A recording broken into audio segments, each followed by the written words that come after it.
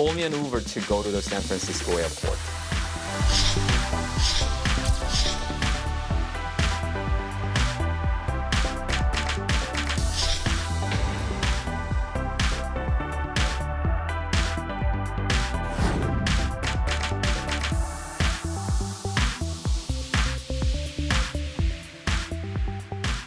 날 것 그대로의 라이브 토크 뉴스 헌터스 시작합니다. 첫 순서 이슈박입니다.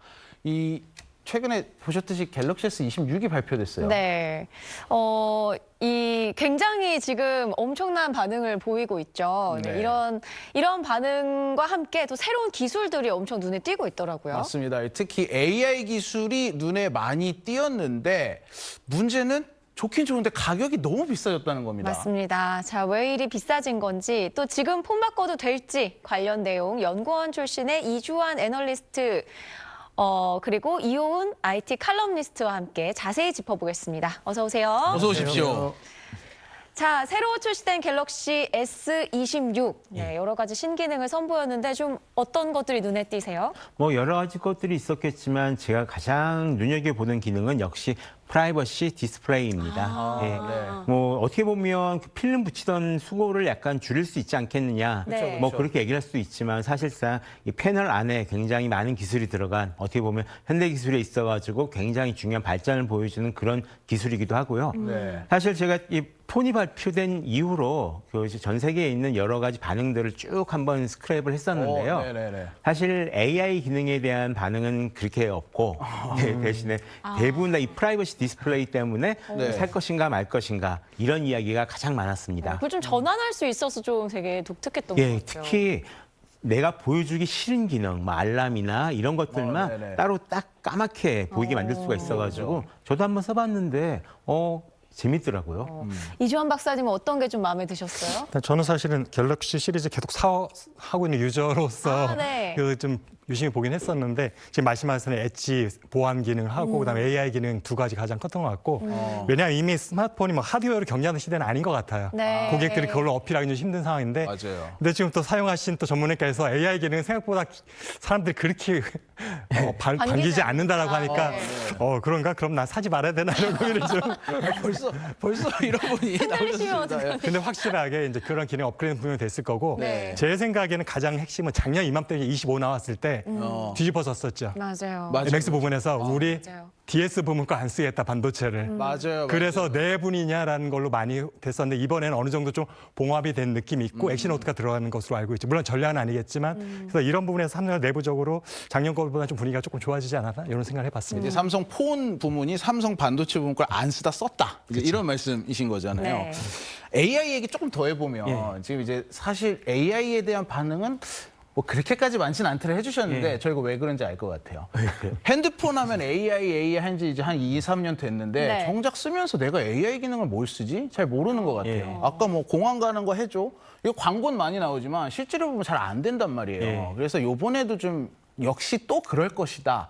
라는 생각이 있지 않을까. 정말 내 손 안에 개인 비서가 되기는 아직 먼 게 아닌가 싶은데 이번엔 좀 그런 걸 실제로 극복을 좀 했습니까? 어떻습니까? 사실 뭐 제가 가장 원하는 기능은 어디 콘서트 같은 거 예매할 때 맨날 며칠 예매가 시작되니까 네가 알아서 가장 좋은 자리를 예매를 해줘. 그래서 저 대신 막 이런 작업을 해주고 이런 형식의 AI를 원하는데 맞아요. 사실 삼성도 그런 형식의 AI를 만들고 싶어 하거든요. 네. 근데 거기까지 아직 못 갔고요. 그러니까요. 대신에 예를 들어서 저희가 메신저나 이런 걸로 친구랑 대화를 할 때 맨날 며칠 어디서 만나자라고 하면은 저희 키보드 앱에서 AI가 그걸 읽고 있다가 그날은 다른 일정이 있습니다. 라고 딱 띄워준다거나 그래요? 이런 것들을 이제 지원을 해줍니다. 항시 AI가 지금 지켜보면서 뭔가 이제 서포트를 해주는 그래서 내가 굳이 AI를 쓰려고 노력하지 않아도 이 AI가 먼저 나를 도와주는 현재 이런 수준까지는 왔다라고 얘기를 합니다. 이게 이번에 새로 나온 갤럭시에 그런 게 된다는 말씀이신 이번에 새로 거죠? 나온 갤럭시 S26에 들어가는 기능이고요. 네. 다만 갤럭시 이 전용 키보드를 써야지. 다른 앱에서는 지원이 안 되고. 아, 그렇군요. 그렇구나. 아니, 갤럭시는 이렇게 박수를 받고 있지만 애플은 사실 이 AI에서 뒤처졌다고 혹평을 많이 받았거든요. 맞아요. 근데 또 아이폰 17 나왔을 때도 디자인 못생겼다 이런 이야기들 많이 나오는데 실제로 판매는 또 잘 됐죠. 판매가 엄청 많이 엄청나게 잘 팔렸다고. 됐습니다. 근데 사실 애플 같은 경우는 다른 브랜드에서는 좀 억울할 수도 있겠지만 충성 고객들의 아. 재구매 비율이 너무 높다 보니까 네. 이제 사실은 고정 팬이 있는 거예요, 항상. 네. 그러니까 이 정도 판매량만 해도 이미 전 세계 스마트폰 판매량의 20% 가까이 되다 보니까 네. 잘 팔린다, 못 팔린다 해도 이만큼은 기본적으로 팔리고 가는 거예요. 그리고 다른 나라라든가 이런 거에서 이제 추가로 얼마 플러스가 되느냐 이런 것들이 경영도기 때문에 그래서 내가 볼 때는 애플의 아이폰은 뭐 망했다고 해도 망한 적은 없는 것 같습니다. 13인가 14일 때 발열 문제 있을 때랑 한번 안테나 통신 문제 있을 때 한번 조금 주춤했던 거 외에는 제 겨울은 별 이상 이변이 없었습니다. 그러니까 맨날 나오면은 뭐 혁신은 없다 했는데 네. 많이 팔리는 것 같아요. 그래서 사는 사람은 네, 계속 사는 것 같습니다. 네. 이걸 뛰어넘는 게 이제 삼성의 관건이 될 것 같은데 이번에 이제 뭐 기능 말씀해 주신 것처럼 신기한 것도 많고 뭐 남이 내 거 못 보게 하는 이런 기능도 들어가 있고 다 좋은데 지금 소비자들이 제일 관심을 많이 갖는 부분 중에 하나가 가격이란 말이에요. 예, 그렇습니다. 특히 이게 더 눈에 띄는 게 삼성이 지난 3년간 2025년부터 계속 가격 동결을 해왔어. 2023년부터죠. 계속 가격 동결을 해왔었기 때문에 요번에 가격을 올린 게 더 눈에 띄는데 이게 뭐 어떻게 얼마나 비싸진 겁니까? 그냥 간단하게 생각하시면 모든 모델이 기본적으로 한 10만 원은 올라갔다라고 생각을 하시면 됩니다. 네, 실제로 네. 딱 10만 원씩 올랐고요. 그리고 가장 비싼 모델 같은 경우가 갤럭시 S26 울트라 1TB 같은 경우는 한 40만 원 넘게 올랐습니다. 굉장히 많이 올랐네요. 그래서 사실 가격이 250만 원이 넘어버리니까 이렇게 되면 그 갤럭시 Z 폴드랑 가격이 같아져 버렸어요. 네. 그래서 이거 살 바에는 이걸 사는 게 낫지 않을까 지금 고민하시는 분들도 조금 계실 것 같습니다. 근데 우리나라 사람들이 뭐 프리미엄 폰 아무리 좋아해도 이 정도면 가격이 너무 비싸서 부담이 좀 될 것 같기는 한데 좀 어떻게 구매 가이드가 있을까요? 네. 사실 저 같은 경우는 항상 저희가 12개월 할부를 기준으로 했을 때 구입할 수 있는 가장 비싼 가격이 저희들 중위 월급 해서 240만 정도라고 지금 얘기를 하거든요. 네네. 근데 지금 가장 비싼 폰이 벌써 이 가격에 지금 접근을 하고 있습니다. 네. 그렇기 때문에 굉장히 부담되실 거다라고 생각을 하고요.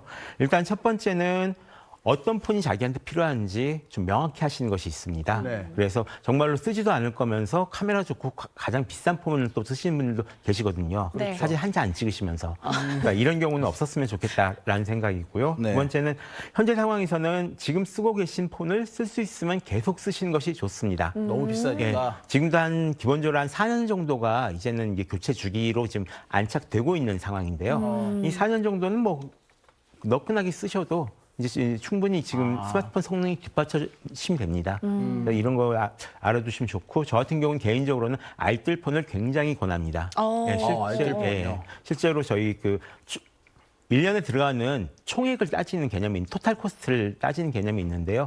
폰을 따로 사서 알뜰폰으로 가입했을 때가 항상 더 훨씬 저렴합니다. 그리고 이번 같은 경우에는 사실상 올해 나온 폰이랑 작년에 나온 폰이랑 성능 차이가 거의 없기 때문에 그냥 작년에 나온 폰 아니면 재작년에 나온 폰을 선택을 하셔도 실제로 체감 성능에는 큰 차이를 못 느끼실 겁니다. 아니 그래서인지 갤럭시 S26이 발표됐는데 실시간 검색어에 갤럭시 S25가 막 올라가더라고요. 네, 이제 할인하기 시작할 테니까 그렇죠. 그런가 봅니다. 네. 네. 자, 이만큼 비싸다는 게 체감이 되는 건데 스마트폰뿐이 아닙니다. 이 컴퓨터, 뭐 노트북 그리고 게임기까지 요즘 반도체가 들어가는 제품은 이렇게 다 가격이 치솟고 있습니다. 이유는 메모리 반도체 가격 때문인데요. 이른바 치플레이션 현상 영상으로 보고 오시겠습니다. 서울 용산의 전자상가. 계약을 앞두고 컴퓨터나 노트북을 사려는 손님으로 북적일 때지만 인적은 뜸합니다. 가격이 올라도 너무 올랐기 때문입니다. 예전에 100만 원짜리가 지금 300만 원이 넘는 거죠. 컴퓨터. 네. 5분의 1로 줄었다고 보시면 되고. 3주 전 140만 원이었던 조립 PC 가격은 200만 원까지 올랐습니다. 컴퓨터와 노트북 가격이 껑충 뛴 건 핵심 부품에 들어가는 메모리 반도체 가격이 치솟았기 때문입니다. D램과 낸드 플래시 등 메모리 반도체는 AI 열풍 속에 공급이 수요를 따라가지 못하고 있습니다. 문제는 D램 반도체 가격 상승 추세가 내년까지 이어질 가능성이 크다는 점입니다. 가격은 당분간 상승할 영향이 굉장히 높기 때문에 현재로서는 오늘 구입하시는 게 제일 저렴한 상황으로 볼 수 있다고. 네, 결국 소비자 물가에까지 영향을 미치는 것 같은데 네. 그런데 삼성과 하이닉스가 그 메모리 반도체 세계 최대 생산 기업이잖아요. 그냥 생각하기로는 이게 부족하니까 뭔가 공장을 더 짓고 더 많이 만들면 되지 않을까 하는 그런 생각도 드는데 이렇게 말처럼 쉬운 일이 아닌 거죠? 말처럼 쉬운 일입니다. 그래요? 아, 그래요? 이미 공장을 많이 지어놨고 네네. 지금 지어놓은 공장 풀가동하면은 메모리가 바로 급락할 수 있습니다. 공급이 많아지니까. 예, 근데 지금 제가 알기로는 2022년 8년부터 그때는 정말 불황기였어요. 네. 그래서 아예 공개적으로 감산을 한다고 삼성, 하이닉스, 마이크론 다 얘기를 했었고 그때 감산이 시작됐는데 그때 사실 악성 재고가 굉장히 많았기 때문에 필요했던 시점. 1년 정도 지났을 때 재고가 다 소진이 됐거든요. 네. 그럼 이제 감산을 중단하고 정상 가동을 하면 되는데 갑자기 가격이 오르기 시작했어요.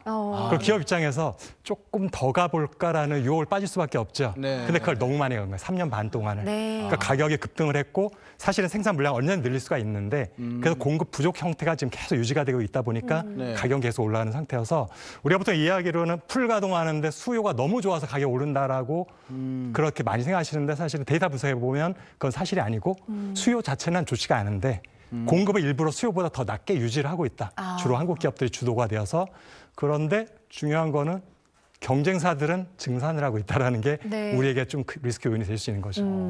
아니 경쟁사 얘기 제가 조금 이따 좀 다시 여쭤보도록 하고 일단 궁금한 게 근데 삼성과 SK 하이닉스는 지금 공장 우리 풀 가동하고 있다. 생산 줄이지 않았다라고 얘기를 하고 있는 걸로 알고 있습니다. 뭐 사실 감산을 한다고 해도 기업이 그걸 공개적으로 밝히지 않기는 하지만 애매한 부분이 있죠. 그렇죠. 그래서 뭐 일각에서는 뭐 감산까지는 아니고 지금 말씀하셨듯이 수요가 늘었는데도 증산을 하고 있지 않다라는 뭐 얘기도 나오고 여러 가지 분석이 있는데 좀 더 자세히 설명해 주시면 지금 정확히 현 상황이 어떤 상황인 겁니까? 2018년 상황이 그거예요. 증설을 못해서 진짜로 공급이 부족했던 거고 네. 지금은 감산하면서도 증설은 계속했습니다. 그래서 지금 생산 캐파가 통계청에 들어가면은 모든 자료를 누구나 다 볼 수 있거든요. 네. 그래서 생산 캐파는 계속 늘어나 있고 많이 증가돼 있는데 네. 가동률을 낮춘 거죠. 그래서 제가 감산 전과 후에 평균 가동률을 분석을 해보니까 네. 감산 전에 한 약 96% 정도였는데 네. 지금은 평균 가동률 86% 정도에 불과하고요. 더 줄었네요. 그다음에 사실은 그것보다 더 크게 전 세계적으로 봤을 때 네. 정말 풀가동하고 있고 생산을 다 하는데도 수요가 좋아서 못 되고 있다는 게 사실이면 전 세계 실리콘 웨이퍼의 수요도 급증해야 되죠. 네네. 근데 전 세계 실리콘 웨이퍼 출하량은 2022년 탑을 찍고 20% 감소했습니다. 그리고 감소한 상태로 3년 연속. 생산을 줄인 게 확실한 거죠. 웨이퍼라는 게 그 동그란 큰 그 반도체 찍어내는 그건데. 맞습니다. 그게 들어간 만큼 칩이 나오는 건데 들어가는 양 자체를 20% 줄였기 때문에 생산을 늘렸다라는 거는 수치적으로 맞을 수가 없는 거죠. 네. 그러니까 지금 어떻게 보면 지금 우리 반도체 기업들이 굉장히 호황을 누리고 있는 이 비싼 반도체 가격이 어떻게 보면 좀 공급 조절로 만들어진 측면이 있다. 이렇게 이해가 되는데 아까 지금 경쟁사는 감산을 하지 않고 찍어내고 있는 게 문제다라고 하셨단 말이에요. 이 경쟁사가 어디며 뭐가 문제인지 궁금합니다. 사실 디램을 만들 수 있는 기업 몇 개가 안 되기 때문에 그렇죠. 얼마 전까지는 메모리 3사만 생각하면 됐습니다. 네네. 삼성전자, 하이닉스와 미국의 마이크론 정도. 네네. 그래서 사실은 한국이 시장 점유율이 77%가 넘었기 때문에 네. 얼마든지 생산량을 가지고 가격을 조절할 수 있을 만큼 힘이 있었고 네. 그래서 시작을 했던 건데 문제는 감산을 하다 보니까 중국이라든가 마이크론은 감산에 동참을 안 해버린 거예요. 가격이 오르는데 왜 감산해? 많이 만들수록 돈을 많이 버는데 그래서 사실은 같이 동참이 안 되다 보니까 누구는 생산이 늘고 누구는 조절을 절제를 하고 있다 보니 시장 점유율이 어떻게 되겠습니까? 한국 업체들만 뚝뚝 떨어지고 네. 중국을 우리는 사실 견제하는 게 가장 큰 중요한 일 중에 하나잖아요. 미국과 한국은. 그렇죠. 그렇지만 이제 원치 않게 중국의 시장 점유율이 굉장히 가파르게 올라가 버린 것. 심지어 마이크론까지도 올라가 버린 것. 네. 근데 이런 것들은 우리가 원치 않았던 어떻게 보면 이제 부작용 같은 거잖아요. 네. 그래서 사실은 지금은 이제 여기까지 어느 정도 돈도 많이 벌었고 주가도 올라왔고 목표 달성이 어느 정도 됐다면 이제는 경쟁사들을 조금 제어하기 위한 생산량을 좀 늘려는 전략 같은 것도 필요한 시점이 아닐까라고 저는 생각하고 있습니다. 찍어내야 된다. 맞습니다. 네. 네. 자, 이렇게 되면서 어쨌든 반도체 가격이 미친 듯이 뛰고 있고 그러면서 스마트폰 가격도 비싸지고 있는데 근데 오히려 또 이런 현상이 삼성과 애플의 호재라는 이야기가 있어요. 네. 왜 이런 말이 나오는 걸까요? 호재라고 볼 수 있을지는 모르겠는데요. 기본적으로 따지자면 이제 불황령 흑자에 가까울 겁니다. 예, 지금 스마트폰 시장 같은 경우가 예전에 비해서 이 프리미엄 폰 시장 중심으로 좀 옮겨가고 있거든요. 네. 그래서 원래 14억 대가 팔리던 시장이 연간 12억 대가 팔리던 시장으로 줄어들었음에도 불구하고 매출은 작년이 그러니까 역사상 가장 많이 매출을 거둔 그런 해였습니다. 이 중에서 이 프리미엄 폰을 주로 차지하고 있는 것이 애플이 연간 그렇죠. 그 2억 5천만 대 정도 팔고요. 삼성 같은 경우도 2억 5천만 대 정도 파는데 이 중에서 갤럭시 S 시리즈나 이쪽은 한 4천만 대 정도가 됩니다. 그래서 합쳐서 약 3억 대 정도가 이제 프리미엄 스마트폰 시장이 되는데 네. 이 부분들을 그 삼성 같은 경우는 나머지 2억 대가 이 중저가형 스마트폰 갤럭시 A 시리즈란 말입니다. 네. 여기서는 사실상 이 판매량이 줄어들 수밖에 없는 상황이 예정이 돼 있거든요. 그래서 이윤폭은 커질 수 있지만 실제로 전체적인 판매량 자체는 줄어들 수밖에 없는 상황이기 때문에 둘 다 무슨 뭐 굉장히 호재다라고 보기는 힘들 것 같고요. 오히려 제일 어려운 쪽은 지금 중국의 샤오미 같은 회사들이 지금 굉장히 어려운 상황이 됐다고 볼 수 있을 것 같습니다. 싼 폰을 만드는 회사들이 어려워졌다. 이렇게. 원래는 싸고 이 3위였다가 이제 프리미엄 이미지를 가지려고 열심히 노력을 했는데 프리미엄 이미지를 못 가진 거예요. 네. 그러면서 이 지금 같은 상황이 닥쳐버리니까 이 중저가형 시장 같은 경우는 이 가격에 굉장히 소비자가 민감하거든요. 네. 그래서 좀만 올라도 수요가 확 줄기 때문에 여기에서 아마 지금 가장 큰 타격을 받지 않을까 생각을 하고 있습니다. 네.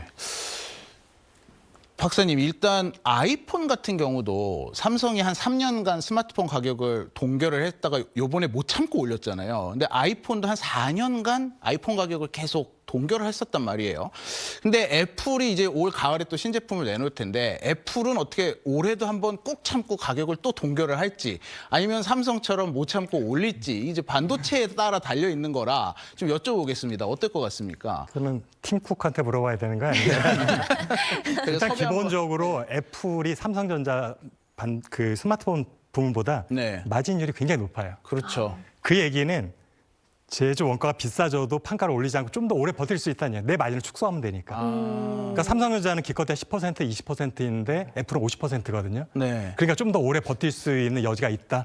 그렇기 때문에 사실은 올릴지 안 올릴지 정확히 모르겠다는 게 있는데 애플은 삼성이 갖지 않은 또 다른 고민거리가 하나 있습니다. 공장이 다 중국에 있다는 거죠. 관세로 인해서 네. 10% 이제 좀 있으면 15% 될 것 같은데 그 관세 무조건 애플이 물어야 되는 거예요.